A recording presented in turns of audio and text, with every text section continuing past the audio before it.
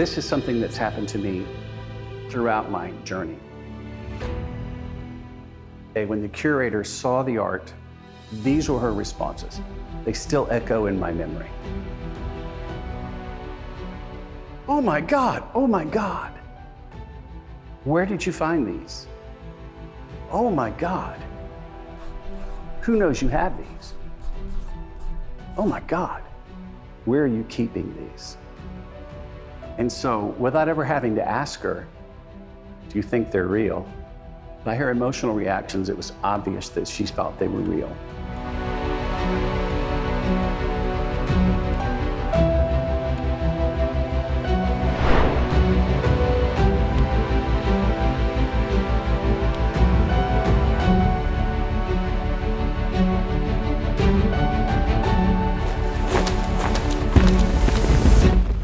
When I heard the story, I was just blown away by it and almost immediately saw the opportunity to tell this story of Picasso. And at that time, I knew very little about Picasso beyond what I think almost everyone knows, that he was an artistic genius. As I like to say, he was a flamboyant and flawed genius, and that he had an amazing story. What I didn't know was the story of him, the portrait of the Dove of Peace, and his time in Paris during the occupation by the Nazis. Ken and I decided to work together on this, to write the script or the book together. And I immediately began researching Picasso, his history, from birth to death, but particularly the time during World War II. On June 22, 1940, the government of France officially signed an armistice with Nazi Germany, ceding control of Paris to the Nazi-controlled subordinate Vichy government of France. On June 23rd, the next day, Hitler marched into Paris. Among those residents who remained was Pablo Picasso.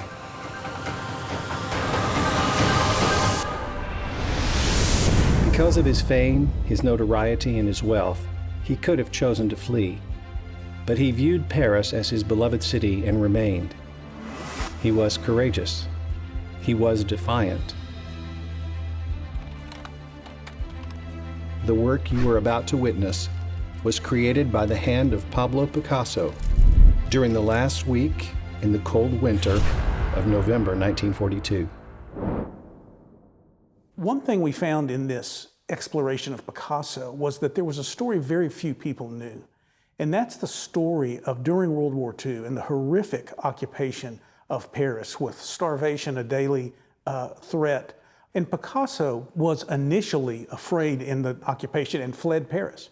But he refused the chance to flee France and go to safety in Mexico or Brazil, where he had invitations to go, and found the courage not only to return to Paris, but to use his fame to help others, so that the resistance, often resistance leaders, met and exchanged messages in his apartment, which daily was visited by some of the luminaries of the Parisian art scene, also daily visited by secret agents of the Gestapo and secret agents of the French police, trying to catch him in helping the resistance. So he was putting his life on the line, easily could have been deported to Germany, but continued to not only paint, but to do what he could to encourage the resistance.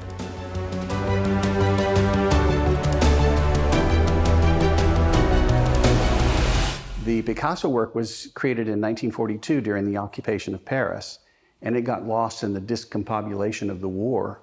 And so the art world had not seen this work of art for 75 years when I found it. Paris, 2014.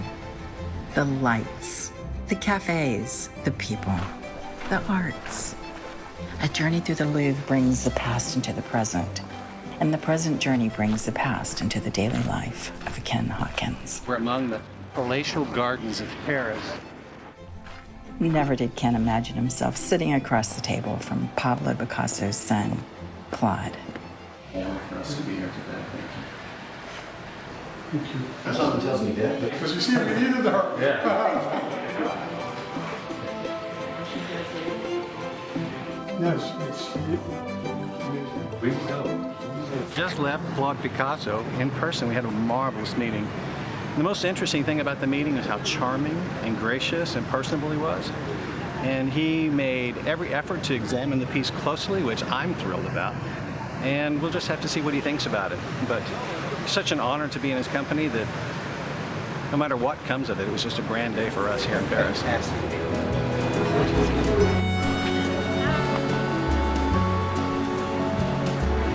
Well, I did have the great pleasure of meeting Claude Picasso, who invited me to Paris, a very rare occasion. And I will tell you that he is remarkably charming and gracious, and he examined the piece very closely. And you could tell by many of the things that he said and many of his nonverbal actions how much he cherished the work and how rare he thought it was. It is the only work of art that was created on the back of a bill of currency. So it's of incredible value, and it's single in the world. There's no others like it.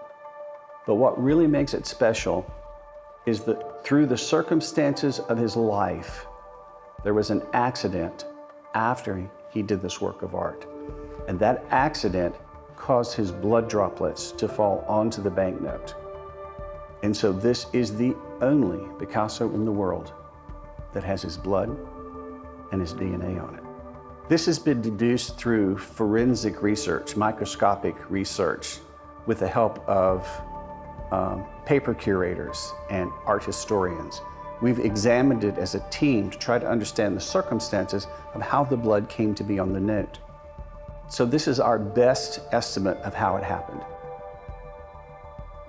Once he did this work of art, he was very proud of it. He loved it. He considered it a masterpiece. He signed it boldly in red, which he didn't do often. He did this on very special works of art that he did. Then he went to bed. And in the last week of November 1942, on the continent of Europe, they were experiencing the worst winter that they'd had in 100 years. Well, in his apartment, his third-story, uninsulated apartment, the temperatures in his apartment would have fallen down into the high 30s during the night. Very, very cold. When he woke up the following morning, wanting to see the art, we believe that he wrapped himself in blankets and walked across his apartment to his studio.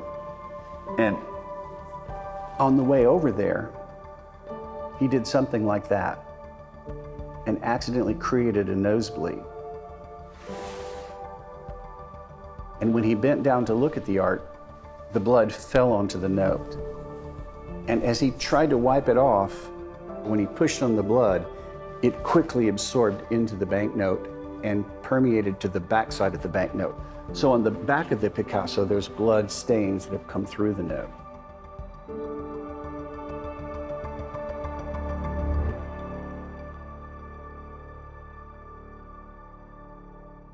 And then because he thought he ruined the note, bleeding on a peace image, he gave the note away. And the note was given away to somebody who was escaping Paris. And they put the note in a family photo album. And when they got to the border, the German guards didn't recognize that there was an original Picasso in the family photo album and let them escape with it. And we know that because in each of the four corners of the banknote, there are stains indicating how the image was held into a photo album. On each corner, there's this triangular tab that at one point was there, holding the note into the photo album. So that's how the blood got on the note. That's what happened as a result of the blood. And that's also how it got out of Paris and got lost. The most significant thing about the DNA is that you have to be able to identify the maternal bloodline. So the mother of Pablo Picasso is really the clue to proving that this is Picasso's blood. And so in order to find matching relatives in Spain, I had to create a family tree of Picasso going backwards generations and then making sure that they had an unbroken line of females that continue to carry the same blood DNA matches that Pablo Picasso had. Picasso has created a peace image of monumental importance. And he did it in the darkest period of Western civilization, under the thumb of the Nazis. Under tremendous oppression, he created a beautiful work of art, a peace image. And so his life is a reflection of tremendous moral courage. And using that story and this art to demonstrate it, I believe that we can bring a great story to stage that will have an impact on cultures around the world. I think this musical has a great theme and a great couple at the center of it in one of the most significant times of the 20th century.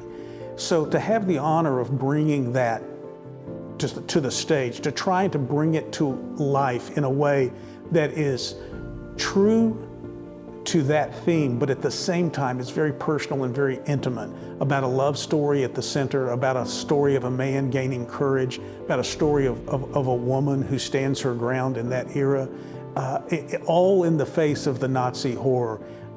It has been just an absolute privilege to work on that with Ken and trying to find the right words and the right lyrics and the right stories to tell. And I think we have a story people will be engaged by. In every culture today, in every capital, people are afraid. There's a tremendous amount of discombobulation that's rising on every continent. There's terrorism, there's COVID, there's just incredible oppression against people, and we're on the edge of war. Everybody's afraid. I really hope to bring a peace banner, an image and a story about peace that can impact people in every culture, using art and the life of Pablo Picasso to tell that story. If people see beauty, they recognize beauty. They respond to beauty. If people hear music that touches their soul, it transcends cultures. The right art can do that. And particularly if people understand the story behind the art. And this peace image by Picasso is just that. It's an iconic peace image, and it can have an impact on people. So when I see the art now, all of those elements about his courage just come out of the art to me. And so that's how I'm affected by the art now. You know, when I started, I wasn't particularly a lover of art. I have become one. And perhaps the main reason why is because there's so much history, not only of the individual who created it, but the time in which he created it is fascinating. So I've not only learned about Picasso, I've learned about Francois Gillot. I've learned about his daughter, Maya. I've met the family members of Picasso. I consider myself a friend with Claude Picasso. I am still maneuvering or searching for a way that I can meet Paloma Picasso. Paloma is his daughter, and the name Paloma means the little dove. And so Picasso named his daughter after the 1949 work based on this work of art. And so I believe that Paloma would absolutely love this work of art. So the art is a gateway to so many relationships that I would have never had the opportunity to enjoy. It's not just the work of art, it's everything that surrounds it. I've met a lot of amazing people, and it's not me. It's this art that has taken me on this journey. The day I sell the art, you will find me in the corner of some room, crying my eyes out. Because the journey will have ended for me at that point. The journey is the magic. Meeting all these people is what's wonderful. And so I'm very, very thankful that I found this art.